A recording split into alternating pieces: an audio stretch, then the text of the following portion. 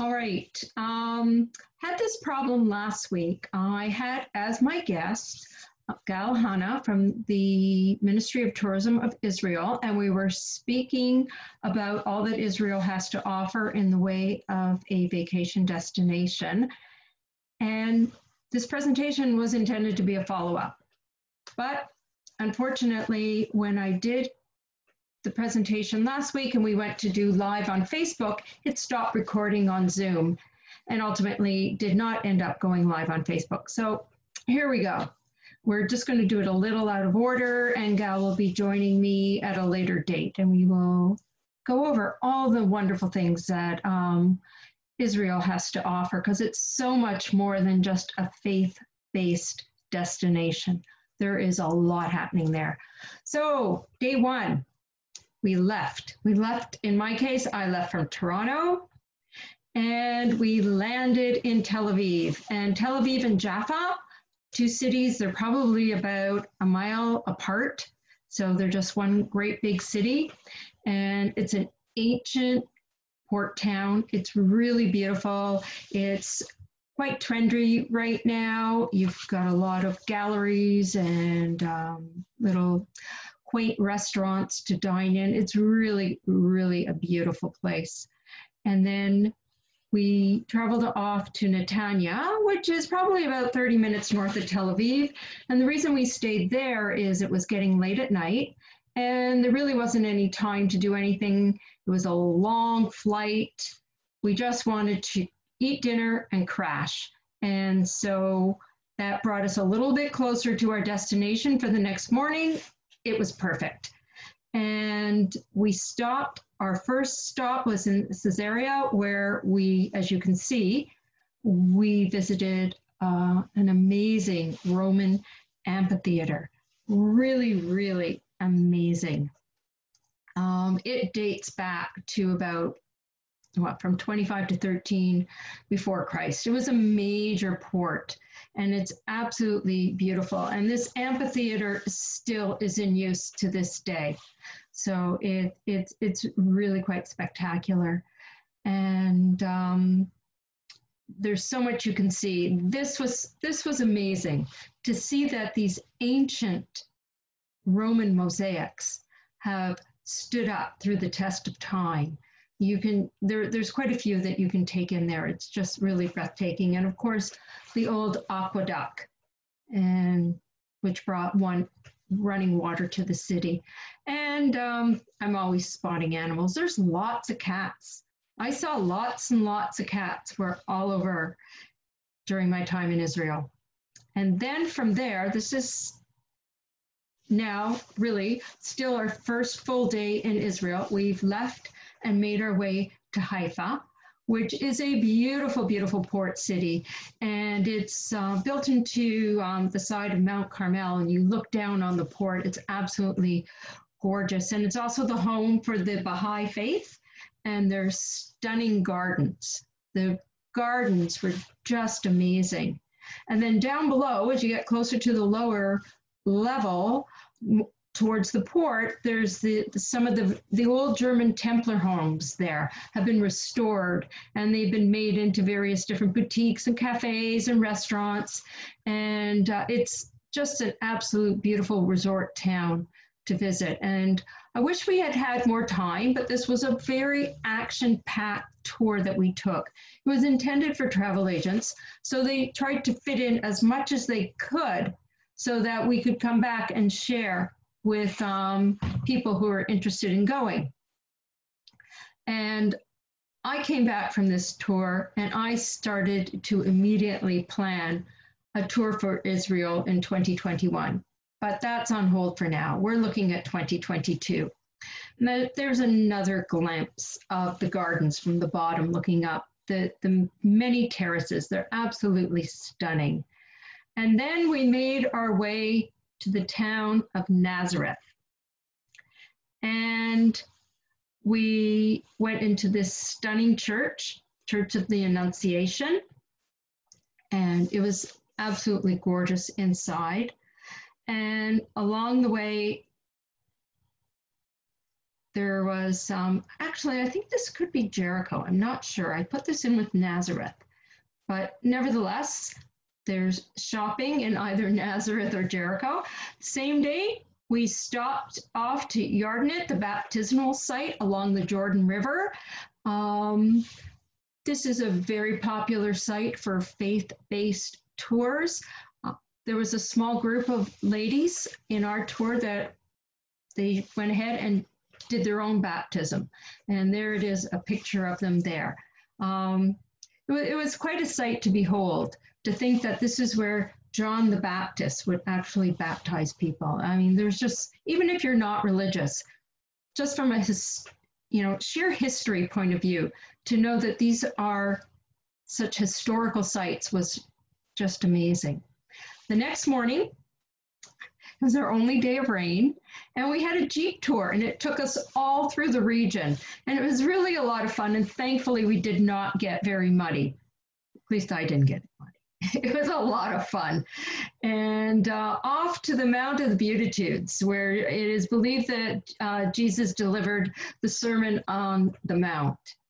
And the ruins there, again, are spectacular.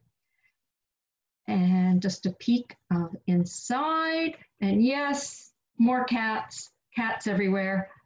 Beautiful cat. And then off to Magdala. And we had what was known as a traditional fish lunch. Wasn't to everyone's palate.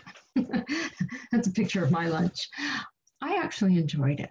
All right, and again, more ruins to be taken in. Magdala is known as the birthplace of Mary Magdalene.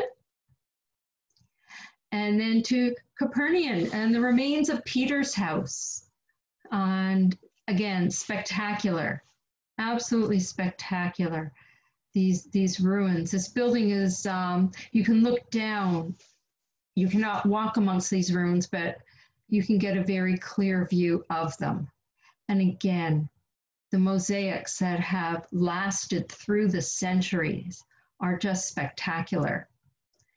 And then on to taking a tour of the ancient Galilee boat. Carbon dating says that it's between 120 and 40 AD. It's just a replica, or not a replica actually, it's just an example rather of the boats from that time. And then we ended up the day with an actual boat ride on the Sea of Galilee. It was a lot of fun. It was a lot of fun. You know, our hosts on the boat were just wonderful. And at the end of the day, we stopped for a beverage. It wasn't an easy feat, I'll tell you. We were staying in Tiberias. It's a fairly religious town, and most places, except for a few variety shops, most places were closed. So we were able to find that. And that was I would say that place was the exception. The next day, Saturday, on through the Jordan Valley into Bethlehem and Jerusalem. And more ecological sites, and they are amazing. And the tour guides that you have there are amazing. The amount of knowledge that they share, they had, my head was spinning at one point with all the information. I was looking at this person going, wow, it was, again, breathtaking. And then more of the ruins. And then we stopped ever so briefly in Jericho. And this young man was looking for a little cash for pictures of him and his camel. I was obliging, although the camel wasn't. He's not really looking at the camera. But a goat was. A goat was following us. And we were, everywhere we looked, that little goat, its head was peeking out. Then we made our way to Bethlehem. And it was something to take in. Again, most people know it as the biblical birthplace of Jesus. And the inlaid star in that picture is found in the Church of the Nativity, and it denotes the birthplace of Jesus. This was the only picture from these images that I personally did not take. As you can see, there was a big lineup to get in there, and that's only a part of the lineup. So my guide took my camera and she ran ahead to the front of the line. She excused herself, just saying that she was taking a picture on behalf of a group of people. And she brought the camera back and I shared it with the rest of our tour. So this picture there was the only one I myself did not witness and take. But it was an amazing sight. And I should add that, as I may have mentioned earlier, I went in the month of January, which I thought was the most amazing time to go. Because when you go in the higher seasons, you are going to encounter even greater crowds. So it was a wonderful time of year to go, except for that one day of rain. The weather was beautiful and the temperatures were really quite comfortable. A lot of people were not wearing winter coats. They were just wearing fleece. I had a lightweight packable down jacket and I had that open for most of the time. It was very wonderful time of year to go. This was just a couple of images from walking through Bethlehem. You got Stars and Bucks Cafe. And then in Glass, you've got the Pope Mobile. And then the walled off hotel, Banksy's Hotel. And that's a rather famous hotel he's got there. And it's pegged as the hotel with the worst view in the world. And some of the rooms that do get sunlight get a maximum of 25 minutes a day. So no, we did not have time to step inside the walled off hotel, but there you go. Then we made our way into Jerusalem. And throughout Israel, you're going to see Bedouin camps along the highway. They're everywhere. And oftentimes when we were walking, we saw the young people, just by nature of the time of day we were traveling, we would see them making their way to or from school. And then at the end of the day, we stopped at Mount of Olives, and it was a breathtaking view, absolutely breathtaking view of the old city of Jerusalem. And there was just so much to be seen there. And we were there, the sun was beginning to set, there was just another kitty cat, and so many beautiful vistas to take in. The next day, after breakfast, we headed out to the city of David, which is just outside the wall area, and we took in an educational movie. It was really informative. And I would hope that any tour that you do would include a trip to the museum there. We traveled all through the ancient part of Jerusalem. It was spectacular. And obviously there's a picture of the Western Wall and the little notes that people leave in the crevices. We went to the Christian Quarter, the old markets. We covered every inch of it that we could. We visited the Church of the Holy Sepulchre, and just an amazing site. It's a major Christian pilgrimage destination since its creation, I think in the 4th century. It's home to two of the holiest sites in Christianity. This is where Jesus was crucified, and then where he was buried and later resurrected. It's, well, spectacular. Again, Jerusalem. Then later at the end of the day, we made our way to the Shrine of the Book. And this is a museum that was built to hold the first of the 7 Dead Sea Scrolls. No, you don't get to see them. We did not get to see them. We saw a replica, but we did not see them. And then off to Eilat. Eilat is amazing. It's very, very beautiful. Lots of beaches, lots of hotels, resorts. And along the way, we stopped at this place called Genesis Land. And we were greeted by these guys. Yes.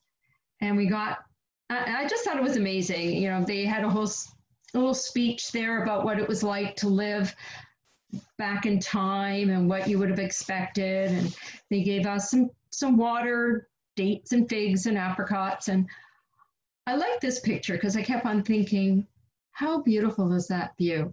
This guy just sits there waiting for people to go for a ride. And all he has to do all day is stare out at that view. Thought, that's a life. And then, oh, there I am. I'm on a camel. Later on, off to Qumran, where the Dead Sea Scrolls were found.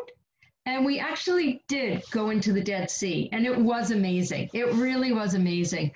And it wasn't that cold. Again, this was January, and I'm not one for cold water, and the water was very comfortable.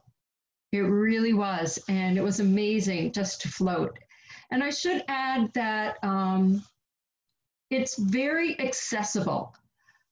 Israel is a place that, when it comes to tourism sites, they take mobility issues into mind. So for people that may have mobility issues, we had someone on our tour, it's very accessible.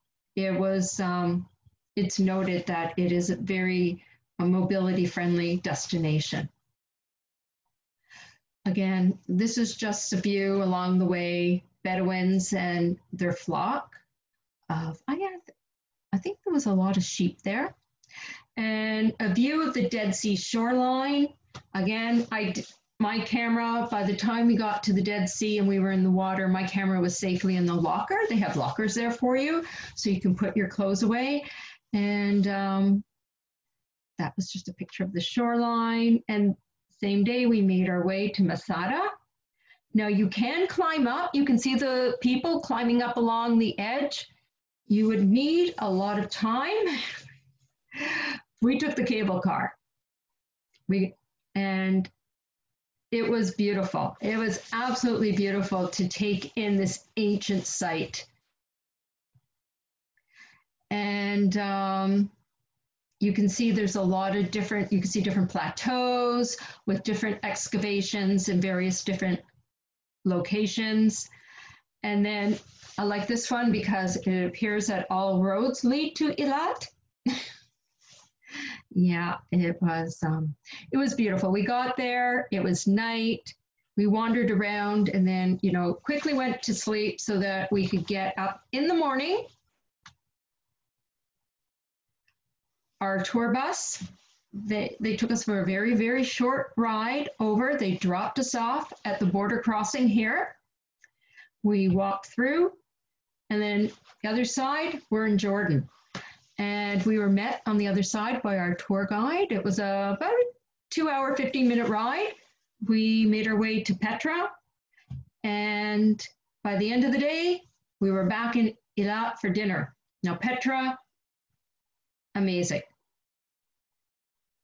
Just absolutely amazing. That's a picture of the treasury. And more pictures of Petra.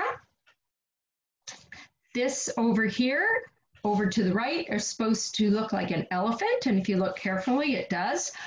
I don't know, I took about 2,800 pictures during my 10 days away. So I do have a lot of pictures. I had a very difficult time deciding on which ones to go with.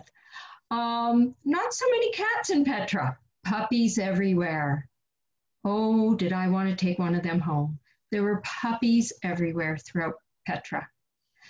And it is a sight to behold. And if you do go to Israel, I would highly, highly recommend making your way to Petra because it is something just breathtaking. This was on our way back to Eilat. There's just a picture. We made a quick stop along the road. And there's the sun setting over Jordan. And then on our last full day, we drove through the desert and we stopped at this spectacular hotel, absolutely beautiful. People head to this high-end hotel out in the desert just to disconnect. It's beautiful. we did a tour of it. That's one of the views from the hotel. There's just so much to take in. I just really love this sign. Beware of camels near the road. Okay.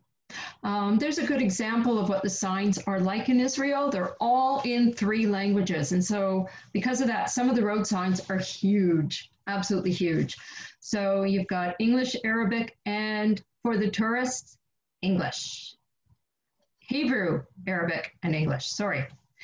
And then last day, we made it to Tel Aviv, made it back to Tel Aviv. We were going to spend the night there and head home. This is just an art installation on the beach, right by our hotel. Beautiful beach, an accessible beach. So anyone with mobility issues, not a problem at the beach. Sadly, day 10, we left, we headed back, and that's the end. I made my way home. So I apologize that this did not go live on Facebook, but there you have it. I will post it and you'll see it after the fact. So for those that did join me, and I see Amy still around, thank you again. And I hope you tune in for when I have Gal Hannah from the Ministry of Tourism back on. So take care, have a lovely weekend. Bye-bye.